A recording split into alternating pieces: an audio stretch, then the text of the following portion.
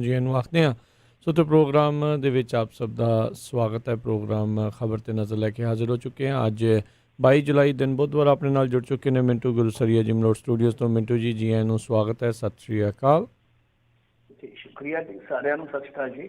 ਸਾਡੇ ਅੱਜ ਦੇ ਪ੍ਰੋਗਰਾਮ ਖਬਰ ਤੇ ਨਜ਼ਰ ਉਸ ਨੂੰ ਸਪਾਂਸਰ ਕਰਦੇ ਨੇ ਖਾਲਸਾ ਇੰਸ਼ੋਰੈਂਸ ਏਜੰਸੀ ਵਾਲੇ, ਜਿਨ੍ਹਾਂ ਦੇ ਕੋਲੋਂ ਤੁਸੀਂ ਹਰ ਇੱਕ ਤਰੀਕੇ ਦੀ ਇੰਸ਼ੋਰੈਂਸ ਕਰਵਾ ਸਕਦੇ ਹੋ। ਇੰਸ਼ੋਰੈਂਸ ਬਾਰੇ ਪਤਾ ਕਰਨ ਲਈ ਕਾਲ ਕਰ ਸਕਦੇ ਹੋ ਨੰਬਰ 408-272-2500 ਦੇ ਉੱਤੇ। Home auto commercial liquor store gas station insurance, health insurance cover California ਦੇ ਨਾਲ ਲਾਈਫ ਇੰਸ਼ੋਰੈਂਸ ਦੇ ਲਈ ਤੁਸੀਂ ਇਹਨਾਂ ਨੂੰ ਸੰਪਰਕ ਕਰੋ 4082722500 ਦੇ ਉੱਤੇ। ਅਤੇ ਆਓ ਆਪਣੇ ਅੱਜ ਦੇ ਪ੍ਰੋਗਰਾਮ ਉਸ ਦੀ ਜਿਹੜੀ ਉਹ ਸ਼ੁਰੂਆਤ ਕਰਦੇ ਹਾਂ। ਅਤੇ ਨਾਲ ਹੀ ਬਾਕੀ ਜਿਹੜੇ ਸਪਾਂਸਰ ਉਹਨਾਂ ਦਾ ਧੰਨਵਾਦ। ਕ੍ਰਿਸ਼ਨ ਰਣੌਤਾ ਯੂਨੀਵਰਸਿਟੀ, ਗੁਰਪਾਲ ਸਿੰਘ ਸੰਧੂ ਐਂਟੀਲੋਪ, ਬਲਜਿੰਦਰ ਸਿੰਘ ਨੇਜਰ ਵੁੱਡਲੈਂਡ, ਭਜਨ ਸਿੰਘ, ਜਸਵਿੰਦਰ ਕੌਰ, ਕੁਲਵਿੰਦਰ ਸਿੰਘ, ਕਮਲਜੀਤ ਕੌਰ ਸੈਨ ਹੋਜੇ, ਜੀ ਐਨ ਟਾਇਰ ਐਂਡ ਲੂਬ ਵਾਲੇ, ਜਿਨ੍ਹਾਂ ਦੇ ਕੋਲੋਂ ਤੁਸੀਂ truck wash, oil change, air brake ਦਾ ਕੰਮ ਕਰਵਾ ਸਕਦੇ ਹੋ। ਨਵੇਂ ਪੁਰਾਣੇ ਟਾਇਰ ਵਾਜਿਬ ਕੀਮਤਾਂ 'ਤੇ ਖਰੀਦ ਸਕਦੇ ਹੋ। ਸੈਂਟਰਨੈਲਾ ਮੰਡੇਰਾ 'ਚ ਲੋਕੇਸ਼ਨ ਨੇ। ਕਾਲ ਨਿਮਸ ਹੋਤਾ 209-277-0113। West coast truck driving school Fresno ਵਾਲੇ, ਜਿਹੜੇ ਕਿ ਤੁਹਾਨੂੰ ਟਰੱਕ ਦਾ ਲਾਇਸੈਂਸ ਵਧੀਆ ਸਿਖਲਾਈ ਦੇ ਕੇ ਘੱਟ ਸਮੇਂ ਦੇ ਵਿੱਚ ਲੈਣ 'ਚ ਸਹਾਇਤਾ ਕਰਦੇ ਨੇ। ਕਾਲ ਜੀ ਅਟਵਾਲ 559-374-4541। ਇਹਨਾਂ ਸਾਰਿਆਂ ਦਾ ਧੰਨਵਾਦ। ਜੇਕਰ ਤੁਸੀਂ ਜਾਂ ਕੋਈ ਹੋਰ ਕਾਰੋਬਾਰ ਇਸ ਪ੍ਰੋਗਰਾਮ ਨੂੰ ਸਪਾਂਸਰ ਕਰਨਾ ਚਾਹੁੰਦੇ ਹੋ, ਸੰਪਰਕ ਕਰੋ ਨੰਬਰ 408-722-7698 ਦੇ ਉੱਤੇ।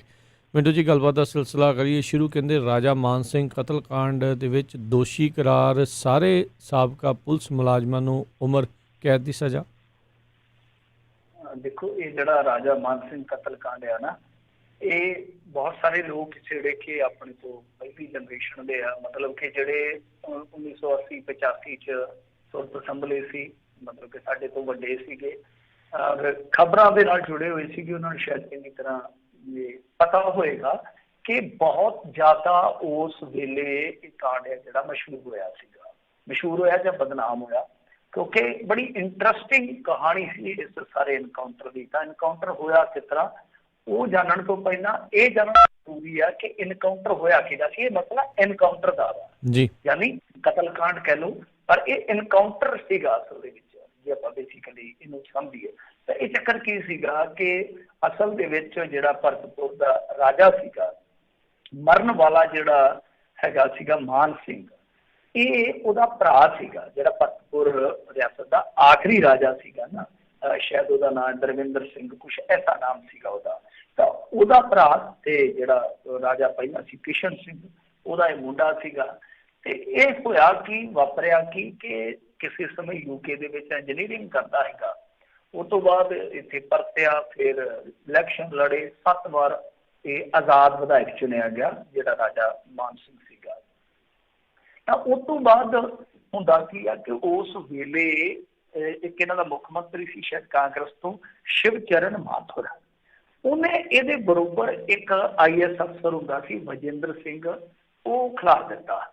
ਜਦੋਂ ਖਿਲਾਰਿਆ, ਟੱਕਰ ਬੜੀ ਫਸਵੀਂ ਸੀਗੀ। ਮਤਲਬ ਕਿ ਜਿੱਦਾਂ ਲਾ ਲਓ ਕਿ ਇੱਕ ਪਾਸੇ ਮੌਕੇ ਦਾ ਮੁੱਖ ਮੰਤਰੀ ਖਲੋਤਾ ਹੋਵੇ ਉਹਦੇ ਪਿੱਠ ਤੇ, ਤਾਂ ਬਹੁਤ ਜ਼ਬਰਦਸਤ ਮੁਕਾਬਲਾ ਕਹਿ ਸਕਦੇ ਹਾਂ।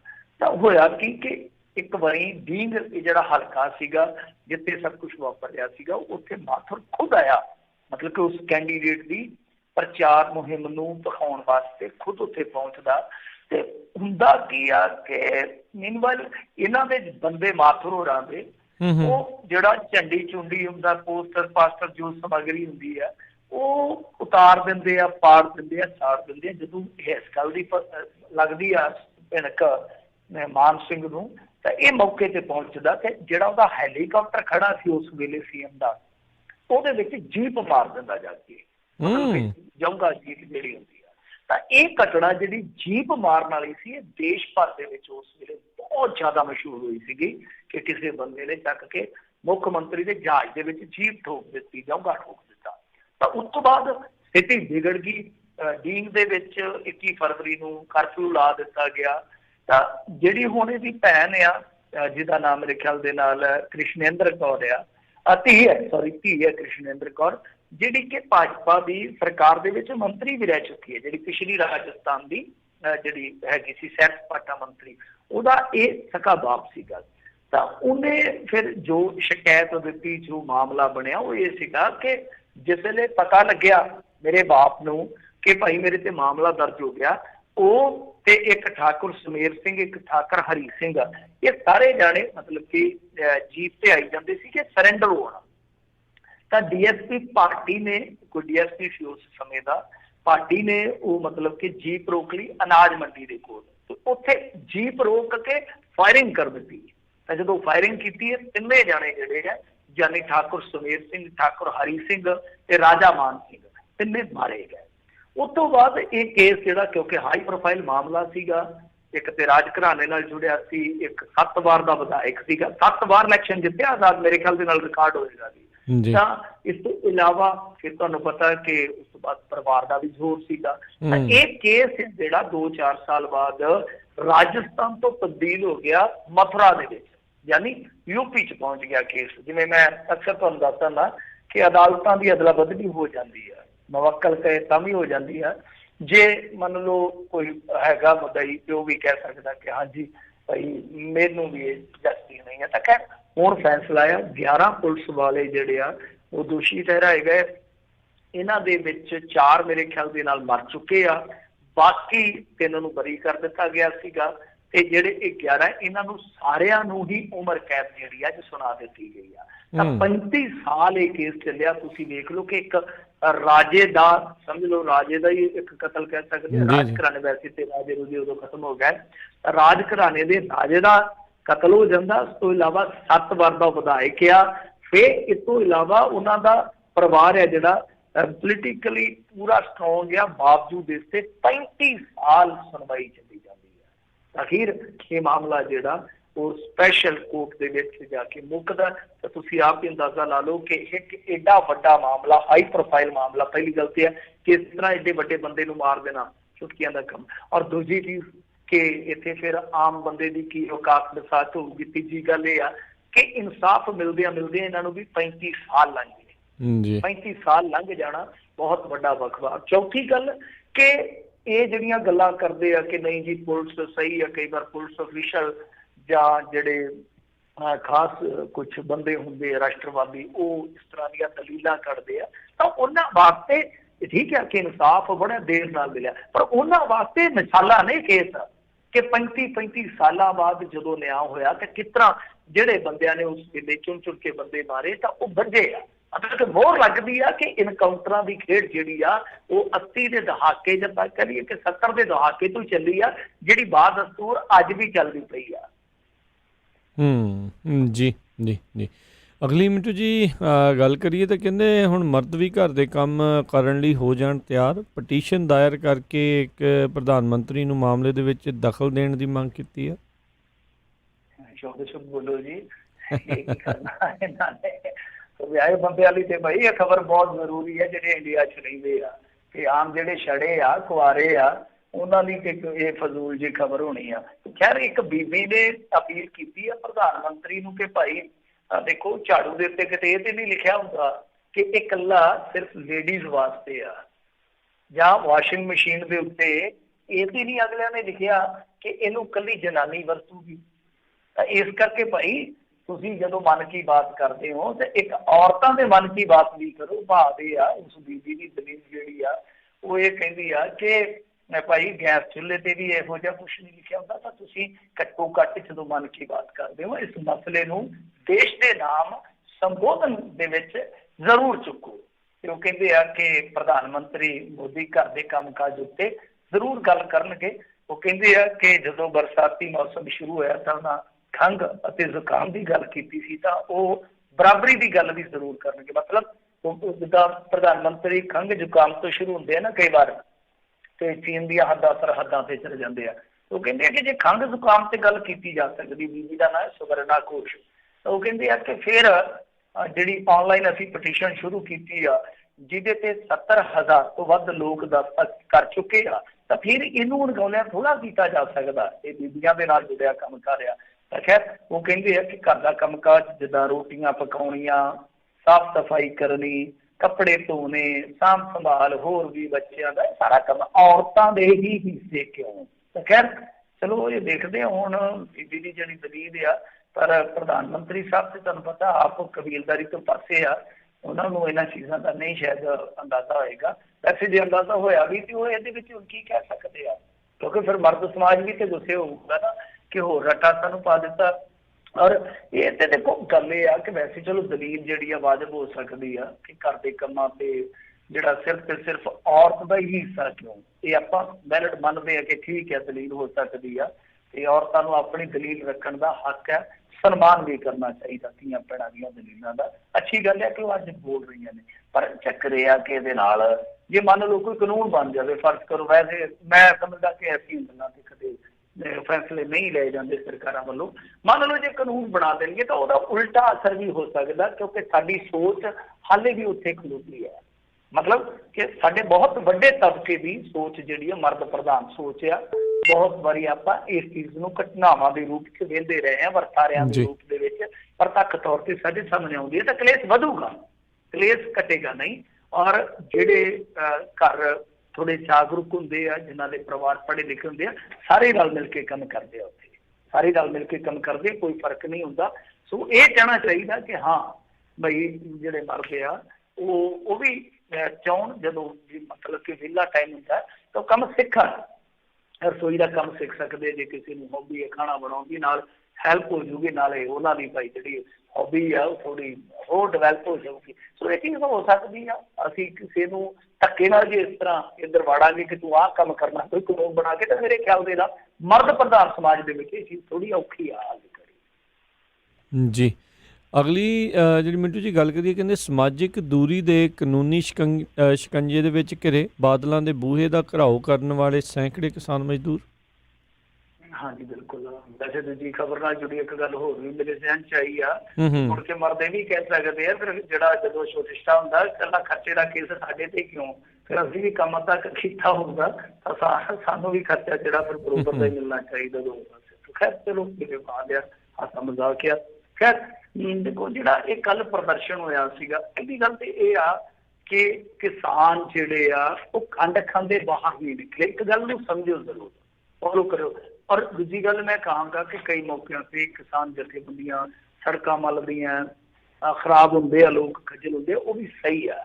ਉਹ ਲੋਕ ਵੀ ਸਹੀ ਆ ਜਿਹੜੇ ਕਹਿੰਦੇ ਕਿ ਸਾਨੂੰ ਬਿਨਾਂ ਕਸੂਰ ਤੋਂ ਸਜ਼ਾ ਦੇ ਦਿੱਤੀ ਜਾਂਦੀ ਇਹਨਾਂ ਜਥੇਬੰਦੀਆਂ ਵੱਲੋਂ। ਇਹ ਦੋਨੇ ਚੀਜ਼ਾਂ ਆਪਣੀ ਥਾਂ ਤੇ ਠੀਕ ਨੇ। ਕਿ ਹੁਣ ਦੇਖੋ ਪਹਿਲੀ ਗੱਲ ਤੇ ਇਹ ਆ ਕਿ ਕਰੋਨਾ ਕਾਲ ਦੇ ਵਿੱਚ ਲੋਕ ਤਹਿਸੀਲ ਤੇ ਜਦੋਂ ਲੋਕ ਡਰ ਕੇ ਘਰਾਂ ਦੇ ਵਿੱਚ ਵੜੇ ਬੈਠੇ ਆ, ਕੋਈ ਸੜਕਾਂ ਤੇ ਕਿਉਂ ਉਤਰੇਗਾ? ਇਹ ਨੌਬਤ ਕਿਹਨੇ ਪੈਦਾ ਕੀਤੀ? ਇਹ ਚੀਜ਼ਾਂ ਸਮਝਣ ਦੀ ਜ਼ਰੂਰਤ ਆ। ਆਰਡੀਨੈਂਸ ਕਦੋਂ ਆਉਂਦੇ ਆ ਖੇਤੀ ਨਾਲ ਜੁੜੇ? ਜਦ ਕਰੋਨਾ ਵਿੱਚ ਲੋਕ ਘਰਾਂ 'ਚ ਤਾੜੇ ਗਏ ਸੀਗੇ।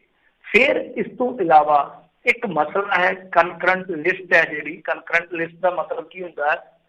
ਸਮਵਰਤੀ ਸੂਚੀ ਜਿਹਨੂੰ ਕਹਾਂਗੇ, ਕਿ ਉਹਦੇ ਵਿੱਚ ਸਟੇਟ ਤੇ ਜਿਹੜਾ ਸੈਂਟਰ ਆ ਦੋਹਾਂ ਦੀ ਹਿੱਸੇਦਾਰੀ ਹੁੰਦੀ ਆ। ਮਤਲਬ ਕਿ ਇੱਕ ਸਬਜੈਕਟ ਆ, ਮੰਨ ਲਓ ਖੇਤੀ ਆ, ਤੇ ਖੇਤੀ ਤੇ ਕੋਈ ਫੈਸਲਾ ਇੱਕ ਤਰਫਾ ਨਹੀਂ ਲਿਆ ਜਾ ਸਕਦਾ।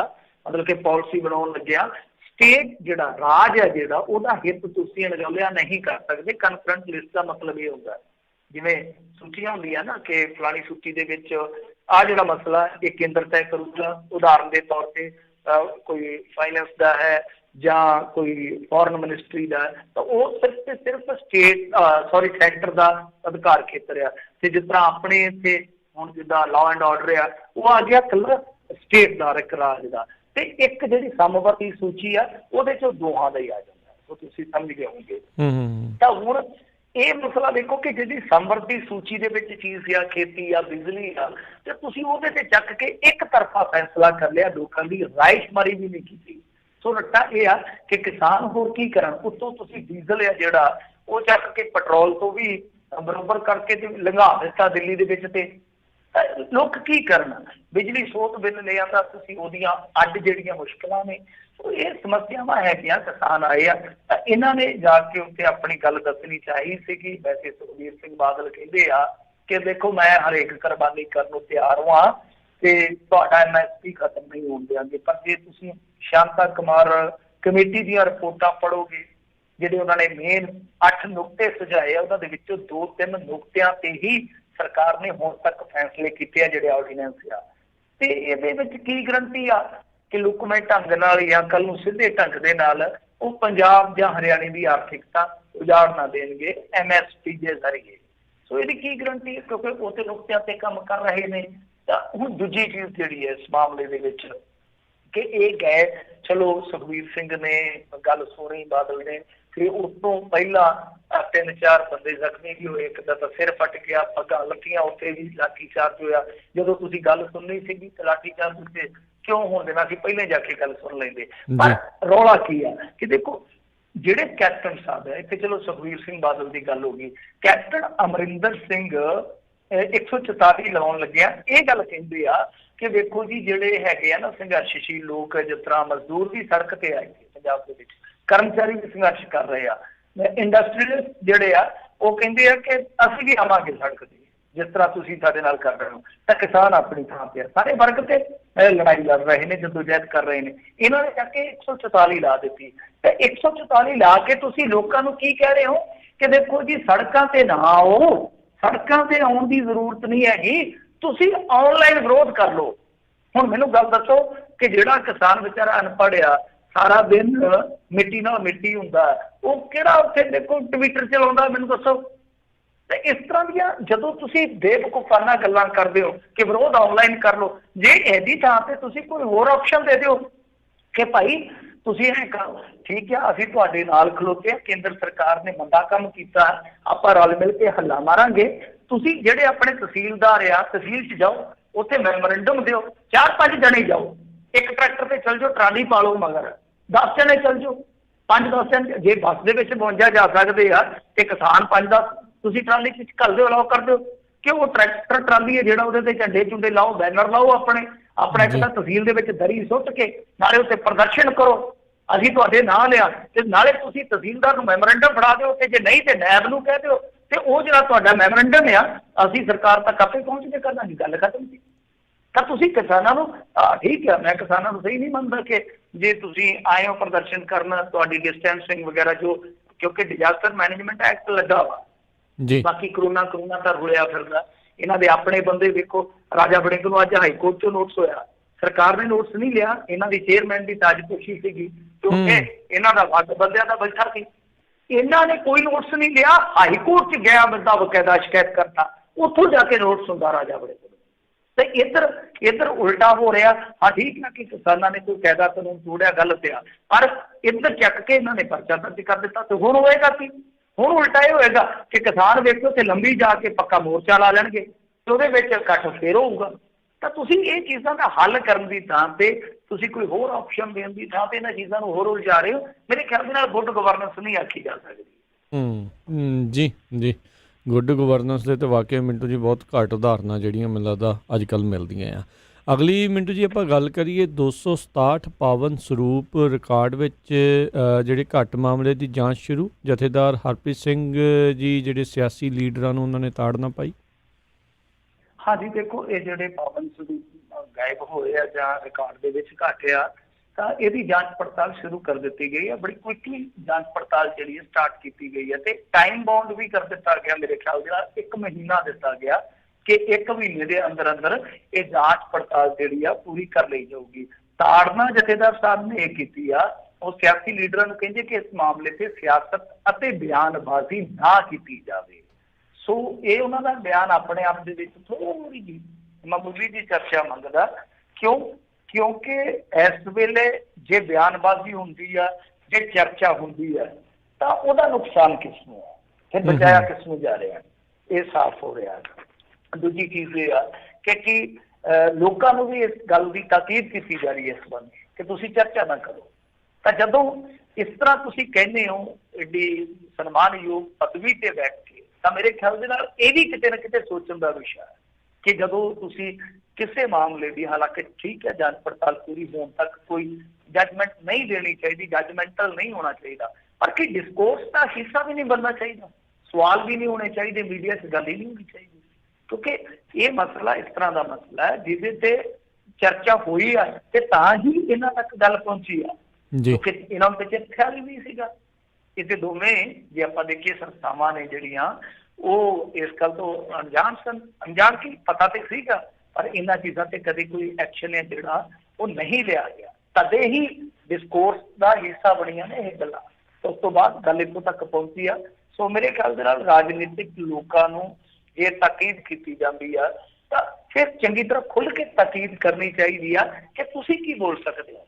ਰਾਜਨੀਤਿਕ ਲੋਕ ਜੋ ਮਰਜ਼ੀ ਬੋਲੀ ਜਾਣ, ਦੂਸਰੇ ਮਸਲਿਆਂ ਤੇ ਜਿਹੜੀਆਂ ਗੱਲਾਂ ਕਰਦੇ ਆ ਇੱਕ ਦੂਜੇ ਦੇ ਨਾਲ, ਜਿਸ ਤਰ੍ਹਾਂ ਉਹ ਨੀਵੇਂ ਪੱਧਰ ਤੇ ਚੱਲ ਜਾਂਦੇ ਆ, ਫਿਰ ਤੁਸੀਂ ਉਹਨਾਂ ਦਾ ਵੀ ਘੱਟੋ ਘੱਟ ਕੋਈ ਪ੍ਰੋਟੋਕਾਲ ਤੈਅ ਕਰੋ ਨਾ ਆਪਣੇ ਬੰਨੇ। ਘੱਟੋ ਘੱਟ ਅਕਾਲੀ ਦਲ ਦਾ ਪ੍ਰੋਟੋਕਾਲ ਤਾਂ ਤੈਅ ਕਰੋ ਨਾ, ਕਿਉਂਕਿ ਪ੍ਰਧਾਨ ਸਾਹਿਬ ਦੇ ਜਿਹੜੇ ਆਗੂ ਆ ਕਈ ਵਾਰ ਬਹੁਤ ਜ਼ਿਆਦਾ ਸ਼ਬਦਾਂ ਦਾ ਤੁਹਾਨੂੰ ਪਤਾ ਹੀ ਕਰ ਜਾਂਦੇ ਆ। ਤਾਂ ਦੂਜੀ ਚੀਜ਼ ਇਸ ਮਾਮਲੇ 'ਚ ਇਹ ਆ ਕਿ ਜਥੇਦਾਰ ਸਾਹਿਬ ਨੂੰ ਹੁਣ ਪੁਸ਼ਾਕ ਵਾਲੇ ਮਾਮਲੇ 'ਚ ਪੁੱਛਿਆ ਗਿਆ ਕਿ ਉਹਨਾਂ ਨੇ ਕਹਿ ਦਿੱਤਾ ਕਿ ਦੇਖੋ ਜੀ ਇਹ ਫਾਲਤੂ ਦੀ ਗੱਲ ਆ, ਕਿ ਫਾਲਤੂ ਗੱਲਾਂ ਜਿਹੜੀਆਂ ਉਹ ਮੈਂ ਨਹੀਂ ਕਰਦਾ, ਮੈਂ ਉਹਦਾ ਇੰਟਰਸਟ ਨਹੀਂ ਹੈ। ਸਪੋਕਸਮੈਨ ਦੇ ਵਿੱਚ ਅੱਜ ਬਿਆਨ ਲੱਗਾ ਹੋਇਆ ਇਹਨਾਂ ਦਾ ਫਤਿਹਗੜ੍ਹ ਸਾਹਿਬ ਕੈਸ, ਤੇ ਇੱਕ ਪਾਸੇ ਇਹ ਕਰੀ ਜਾਂਦੇ ਆ ਫਾਲਤੂ ਗੱਲ ਆ, ਤੇ ਦੂਸਰੇ ਪਾਸੇ ਅਕਾਲੀ ਇਸ ਮੁੱਦੇ ਤੇ ਪ੍ਰੈਸ ਕਾਨਫਰੰਸਾਂ ਕਰੀ ਜਾਂਦੇ ਆ।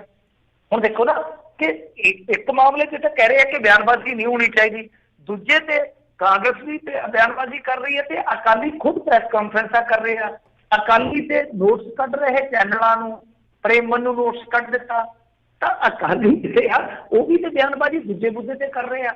ਹਾਲਾਂਕਿ ਇਹ ਫਾਲਤੂ ਕਹਿ ਰਹੇ ਨੇ, ਤੇ ਤਖਤ ਸ੍ਰੀ ਕੇਸਗੜ੍ਹ ਦੇ ਜਥੇਦਾਰ ਆਪਾਂ ਖਬਰ ਕੀਤੀ ਸੀ ਉਹਦੇ ਨਾਲ ਕਿ ਉਹ ਸਪਸ਼ਟੀਕਰਨ ਦੇ ਕੇ ਮੁੜ ਕੇ ਪੱਤਰਕਾਰਾਂ ਨੂੰ ਕਹਿੰਦੇ ਕਿ ਅੱਜ ਤੋਂ ਬਾਅਦ ਮੈਂ ਤੁਹਾਨੂੰ ਮਿਲਣਾ ਹੀ ਨਹੀਂ, ਲਿਖਤੀ ਆਉਣਗੇ ਪ੍ਰੈਸ ਨੋਟ। ਸੋ ਇਹ ਸਾਰਾ ਕੁਛ ਹੈ ਕਿ ਜੇ ਫਾਲਤੂ ਆ ਸਵਾਲ ਉੱਠੇਗਾ ਨਾ ਕਿ ਦੂਸਰੇ ਜਥੇਦਾਰ ਸਾਹਿਬ ਜਿਹੜੇ ਆ ਉਹ ਤੇ ਇਸ ਮੁੱਦੇ ਨੂੰ ਬਹੁਤ ਮਹੱਤਵਪੂਰਨ ਮੰਨ ਰਹੇ ਨੇ। ਸਪਸ਼ਟੀਕਰਨ ਲੱਗਾ ਕਿ ਹਾਂ ਭਾਈ ਸਪਸ਼ਟੀਕਰਨ ਦਿਓ। ਸੋ ਇਹ ਚੀਜ਼ਾਂ ਜਿਹੜੀਆਂ ਨੇ ਜਥੇਦਾਰ ਸਾਹਿਬ ਦਿਖਦੇ ਰਹੇ ਆ, ਬਹੁਤ ਦਲੇਰਾਨਾ ਫੈਸਲੇ ਵੀ ਉਹਨਾਂ ਨੇ ਕੀਤੇ ਆ, ਦਲੇਰਾਨਾ ਉਹਨਾਂ ਨੇ ਬਿਆਨ ਵੀ ਦਿੱਤੇ ਆ। ਹਾਂ ਜਿਹੜੀਆਂ ਚੀਜ਼ਾਂ ਨੇ ਉਹ ਇੱਕ ਤਰਫੀਆਂ ਜਿਹੀਆਂ ਲੱਗਦੀਆਂ ਕਿ ਕਿਸੇ ਨਾ ਕਿਸੇ ਬੰਦੇ ਦਾ ਸਿਆਸੀ ਨੁਕਸਾਨ ਘੱਟ ਹੋਵੇ ਇਸ ਮਾਮਲੇ 'ਚ। ਬਾਕੀ ਜਾਂਚ ਪੜਤਾਲ ਜੇ ਜਿਹੜੀ ਆ ਹੋਪ ਕਰਦੇ ਆ, ਉਮੀਦ ਆ ਕਿ ਵਧੀਆ ਸਿਰੇ ਲੱਗੂਗੀ। ਔਰ ਦੂਜੀ ਗੱਲ ਇਹ ਆ ਕਿ ਜਿਹੜਾ ਉਹ ਮੁਲਾਜ਼ਮ ਜਿਹਨੇ ਸਾਰੀ ਗੱਲ ਕੱਢੀ ਆ ਬਾਹਰ, ਹੁਣ ਤੇ ਚਲੋ ਸਾਬਕਾ ਹੋ ਗਿਆ, ਉਹਦਾ ਤੇ ਦੋਸ਼ ਇਹ ਵੀ ਆ ਕਿ ਦੇਖੋ ਜੀ ਜਿਹੜੇ ਸੀਸੀਟੀਵੀ ਕੈਮਰੇ ਲੱਗੇ ਸੀ, ਪੜਤਾਲ ਤੋਂ ਐਨ ਪਹਿਲਾਂ ਉਹ ਸੀਸੀਟੀਵੀ ਕੈਮਰੇ ਵੀ ਜਿਹੜੇ ਗਾਇਬ ਹੋ ਗਏ ਆ। ਇੱਕ ਨਿੱਕੀ ਜਿਹੀ ਜਾਂਚ ਪੜਤਾਲ ਇਹ ਵੀ ਹੋਣੀ ਚਾਹੀਦੀ ਆ ਕਿ ਉਹ ਸੀਸੀਟੀਵੀ ਕੈਮਰੇ ਜਿਹੜੇ ਆ ਉਹ ਰਾਤੋਂ ਰਾਤ ਕੌਣ ਲਾ ਕੇ ਲੈ ਗਿਆ। ਜੀ ਜੀ ਦੇਖ ਲਓ। ਅਗਲੀ ਜਿਹੜੀ ਮਿੰਟੂ ਜੀ ਗੱਲ ਕਰੀਏ, ਕਹਿੰਦੇ ਡਾਕਟਰਾਂ ਨੂੰ ਵੀ ਹੁਣ ਬਾਉਂਸਰਾਂ ਦੀ ਲੋੜ ਪੈ ਰਹੀ ਆ। ਭਾਈਵਾਲ ਡਾਕਟਰਾਂ ਦਾ ਝਗੜਾ ਜਿਹੜਾ ਹੁਣ ਪੁਲਿਸ ਥਾਣਿਆਂ ਤੱਕ ਪਹੁੰਚਿਆ। ਦੇਖੋ ਇਹ ਵੀ ਦਿਲਚਸਪ ਮਾਮਲਾ ਹੈ, ਜਲੰਧਰ ਦਾ ਮਾਮਲਾ ਹੈ। ਇਹ ਭਾਈਵਾਲ ਸੀ, ਵੈਸੇ ਤੇ ਕਈ ਭਾਈਵਾਲ ਆ ਡਾਕਟਰ ਸਾਹਿਬ ਕੇ ਇਹਨਾਂ ਨੇ ਹਸਪਤਾਲ ਖੋਲਿਆ ਸੀ, ਦੋਵਾਂ ਦਾ ਝਗੜਾ ਪੈ ਗਿਆ। ਇੱਕ ਤੇ ਦੋਸ਼ ਆ ਕਿ ਉਹਨੇ ਜਾਨਲੇਵਾ ਹਮਲਾ ਕੀਤਾ, ਤੇ ਦੂਜਾ ਜਿਹੜਾ ਕਹਿੰਦਾ ਕਿ ਭਾਈ ਮੈਂ ਇਸ ਕਰਕੇ ਲਿਆ ਬਾਉਂਸਰ ਨਾਲ ਕਿਉਂਕਿ ਇਹ ਬੰਦਾ ਜਿਹੜਾ ਅੱਗੇ ਮੇਰੇ ਤੇ ਕਾਤਲਾਨਾ ਹਮਲਾ ਕਰ ਚੁੱਕਾ, ਮੇਰਾ ਭਾਈਵਾਲ। ਤੇ ਦੂਜਾ ਧੜਾ ਕਹਿੰਦਾ ਕਿ ਨਹੀਂ ਜਿਹੜੇ ਇਹਦੇ ਬਾਉਂਸਰ ਆ ਉਹ ਇੱਥੇ ਜਿਹੜਾ ਲੇਡੀ ਸਟਾਫ ਹੈ, ਕਿਉਂਕਿ ਉਹਦੇ ਵੱਲ ਦਾ ਲੇਡੀ ਸਟਾਫ ਵੀ ਵੰਡਿਆ ਜਾਂਦਾ ਨਾ ਹਿੱਸਿਆਂ 'ਚ, ਤੇ ਉਹ ਕਹਿੰਦਾ ਕਿ ਇਸ਼ਾਰੇ ਇਸ ਤਰ੍ਹਾਂ ਦੇ ਕਰਦੇ ਆ, ਜਦ ਕਿ ਉਹ ਕਹਿੰਦੇ ਕਿ ਸਾਡੇ ਜਿਹੜੇ ਬਾਉਂਸਰ ਹੈ ਉਹਨਾਂ ਨੂੰ ਅੰਦਰ ਨਹੀਂ ਆਉਣ ਦਿੱਤਾ ਜਾਂਦਾ। ਸੋ ਆਹ ਕੁਛ ਆ। ਤੇ ਇੱਕ ਧਿਰ ਕਹਿੰਦੀ ਹੈ ਕਿ ਇਹਨੇ ਕਾਤਲਾਨਾ ਹਮਲਾ ਕੀਤਾ, ਤੇ ਦੂਜਾ ਡਾਕਟਰ ਕਹਿੰਦਾ ਕਿ ਐਵੇਂ ਯਾਰ ਤੁਸੀਂ ਇਹਨਾਂ ਚੱਕਰਾਂ 'ਚ ਨਾ ਪਾਓ, ਜਿਹੜਾ ਇਹ ਡਾਕਟਰ ਆ ਇਹ ਤੇ ਇੱਕ ਡਾਕਟਰ ਕੋਈ ਹੋਰ, ਇਹਨਾਂ ਦੋਨਾਂ ਤੇ ਔਰ ਇਹਨਾਂ ਦੋਨਾਂ ਦੀਆਂ ਘਰ ਵਾਲੀਆਂ ਤੇ ਕਿਡਨੀ ਕਾਂਡ ਆ ਜਿਹੜਾ ਉਹਦਾ ਕੇਸ ਚੱਲਦਾ 2015 ਦਾ।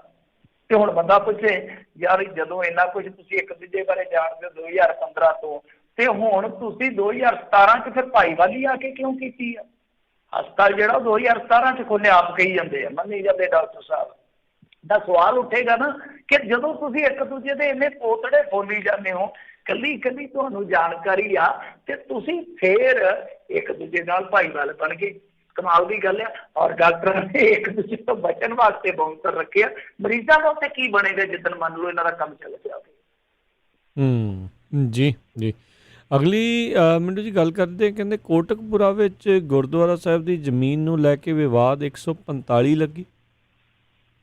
ਹਾਂਜੀ ਦੇਖੋ, ਕੋਟਕਪੂਰਾ ਦੀ ਜਿਹੜੀ ਇਹ ਝਗੜੇ ਵਾਲੀ ਕਹਾਣੀ ਹੈ ਨਾ, ਉਹ ਅਸਲ ਦੇ ਵਿੱਚ ਫਰੀਦਕੋਟ ਰਿਆਸਤ ਦੇ ਨਾਲ ਹੀ ਜੁੜੀ ਆ। ਦੱਸਦੇ ਆ ਕਿ ਉਸ ਰਾਜ ਘਰਾਣੇ ਦੇ ਵਿੱਚੋਂ ਥੋੜੀ ਜ਼ਮੀਨ ਆਈ ਸੀਗੀ ਜਿਹੜੀ ਕਿ ਸ੍ਰੀ ਗੁਰੂ ਗ੍ਰੰਥ ਸਾਹਿਬ ਦੇ ਨਾਲ ਜੁੜ ਗਈ, ਮਤਲਬ ਕਿ ਨਾਮ ਲੱਗ ਗਈ, ਜਿਹਨੂੰ ਆਪਾਂ ਕਹਿ ਦਿੰਦੇ ਆਮ ਆਪਣੇ ਗੁਰੂ ਘਰਾਂ ਦੀ ਜਿਹੜੀ ਹੈਗੀ ਆ ਜ਼ਮੀਨ, ਬਹੁਤ ਸਾਰੀ ਜ਼ਮੀਨ ਆ ਉਹ ਜਾਂ ਲੋਹ ਲੰਗਰ ਦੇ ਨਾਮ ਹੁੰਦੀ ਆ ਜਾਂ ਸ੍ਰੀ ਗੁਰੂ ਗ੍ਰੰਥ ਸਾਹਿਬ ਦੇ ਨਾਮ ਹੁੰਦੀ ਆ। ਤਾਂ ਇਹਦੇ ਵਿੱਚ ਕੀ ਸੀਗਾ ਕਿ ਚਲੋ ਕੰਮ ਚੱਲੀ ਗਿਆ, ਇੱਕ ਬੰਦਾ ਆ ਕੇ ਤੇ ਮਾਲਕਾਨਾ ਹੱਕ ਜਤਾ ਕੇ ਜ਼ਮੀਨ ਦਾ ਕੁਛ ਹਿੱਸਾ ਵੇਚ ਗਿਆ, ਤਾਂ ਇੱਕ ਪਾਰਟੀ ਤੇ ਉਹ ਬਣ ਗਈ ਇੱਕ ਤਾਂ ਕਹਿੰਦੇ ਧਿਰ ਇਸ ਤਰ੍ਹਾਂ ਦੀ ਹੈ ਜਿਹੜੀ ਉੱਥੇ ਦੁਕਾਨਾਂ ਜਿਹੜੀਆਂ ਬਣੀਆਂ ਉਹਨਾਂ ਤੋਂ ਵਸੂਲੀ ਵੀ ਕਰੀ ਜਾਂਦੀ ਆ, ਤੇ ਦੂਸਰੀ ਧਿਰ ਹੋ ਗਈ ਜਿਹੜੀ ਸੰਗਤ ਦੀ ਆ ਕਿ ਭਾਈ ਸਾਡੇ ਗੁਰੂ ਸਾਹਿਬ ਦੀ ਜ਼ਮੀਨ ਆ ਤੇ ਇਹ ਤੁਸੀਂ ਕਿਵੇਂ ਕਰ ਰਹੇ ਹੋ। ਤੇ ਜਿਹੜਾ ਉਹ ਬੰਦਾ ਰਜਿਸਟਰੀ ਕਰ ਗਿਆ ਜਾਂ ਜ਼ਮੀਨ ਜਾਨੀ ਅੱਗੇ ਵੇਚ ਗਿਆ, ਹੁਣ ਜਦੋਂ ਉਹਨੇ ਵੇਖਿਆ ਕਿ ਰੌਲਾ ਪੈਂਦਾ ਪਿਆ, ਅਦਾਲਤ ਦੇ ਵਿੱਚ ਮਾਮਲਾ ਚੱਲ ਗਿਆ, ਉਹਨੇ ਚੱਕ ਕੇ ਗਾਹ ਜਿਹੜੇ ਨਿਹੰਗ ਸਿੰਘ ਸੀ ਕੁਛ ਉਹਨਾਂ ਨੂੰ ਜ਼ਮੀਨ ਦੇ ਦਿੱਤੀ ਕਿ ਤੁਸੀਂ ਸੰਭਾਲ ਲਓ ਮੋਰਚਾ। ਤਾਂ ਹੁਣ ਆ ਕੇ ਉਹ ਇੱਕ ਦਲ ਦੇ ਨਿਹੰਗ ਸਿੰਘ ਕਹਿੰਦੇ ਕਿ ਆਪਾਂ ਵੀ ਪਾਰਟੀ ਆ। ਅਦਾਲਤ ਕਹਿੰਦੀ ਕਿ ਇਸ ਤਰ੍ਹਾਂ ਕਰੋ ਕਿ ਸਾਰੇ ਜਿੰਨੇ ਵੀ ਤੁਸੀਂ ਹੈਗੇ, ਜਿੰਨੇ ਵੀ ਮਾਲਕ ਹੋ, ਸਾਰੇ ਹੀ ਆਪੋ ਆਪਣਾ ਦਾਅਵਾ ਕਰੋ ਪੇਸ਼ ਕਿ ਤੁਹਾਡੇ ਕੋਲ ਹੈ ਕੀ ਆ। ਮਾਲਕਾਨਾ ਹੱਕ ਹੈ ਕਿਹਦੇ ਕੋਲ ਹੈ, ਪਰ ਮਾਲਕਾਨਾ ਹੱਕ ਜਿਹੜੇ ਆ ਉਹ ਮਾਲਕ ਦੇ ਕੋਲ ਹੀ ਆ, ਯਾਨੀ ਸ੍ਰੀ ਗੁਰੂ ਗ੍ਰੰਥ ਸਾਹਿਬ ਕੋਲ ਹੀ ਦੱਸੇ ਜਾਂਦੇ ਆ। ਤੇ ਤੁਸੀਂ ਦੇਖ ਲਓ ਇਹਨੂੰ ਕੀ ਕਹੋਗੇ, ਸਾਰੇ ਪ੍ਰਕਰਨ ਨੂੰ ਕੀ ਕਹੋਗੇ ਤੁਸੀਂ ਇਮਾਨਦਾਰੀ ਨਾਲ? ਇਹਨੂੰ ਤੇ ਇਸ ਤਰ੍ਹਾਂ ਹੀ ਲਵਾਂਗੇ ਨਾ ਆਪਾਂ ਕਿ ਇਹ ਤੇ ਗੁਰੂ ਸਾਹਿਬ ਦੇ ਸ਼ਰੀਕ ਬੰਨੂ ਫਿਰਦੇ, ਚਾਹੇ ਕੋਈ ਵੀ ਹੋਵੇ।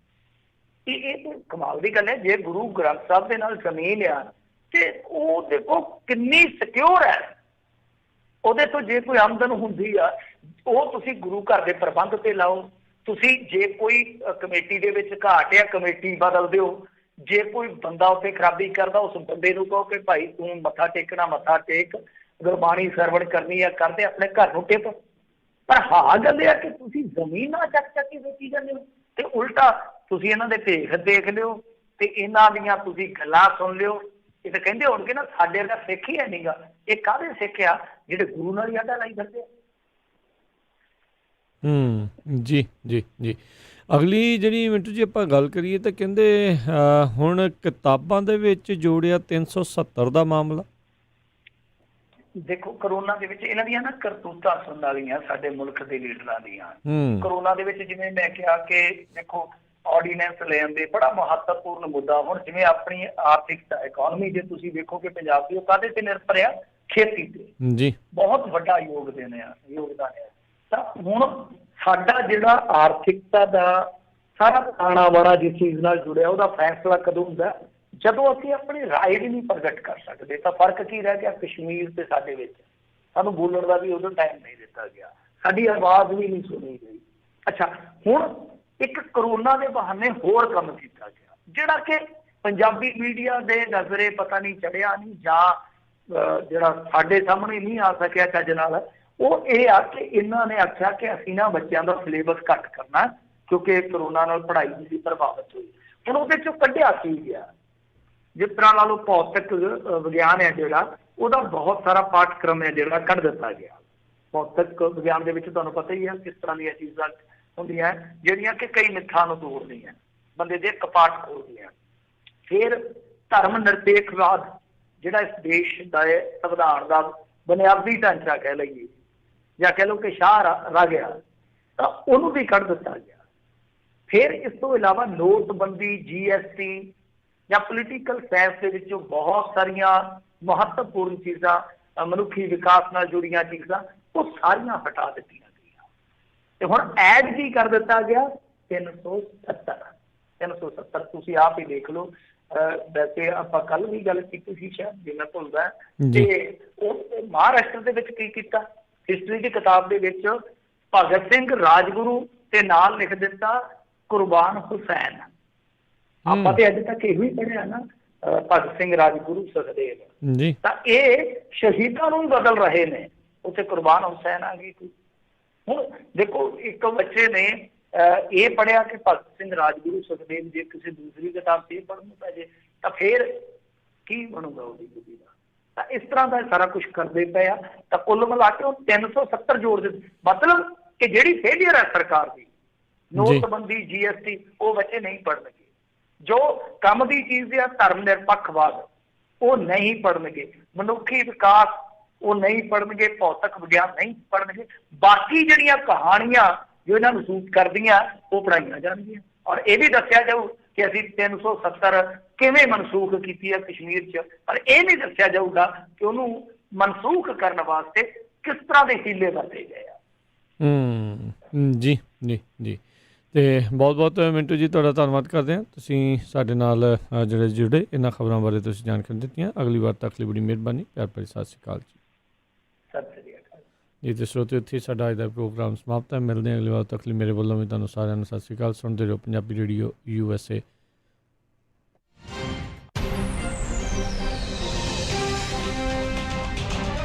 ਤੁਸੀਂ ਸੁਣ ਰਹੇ ਹੋ Punjabi radio USA KOBO Yuba city 1450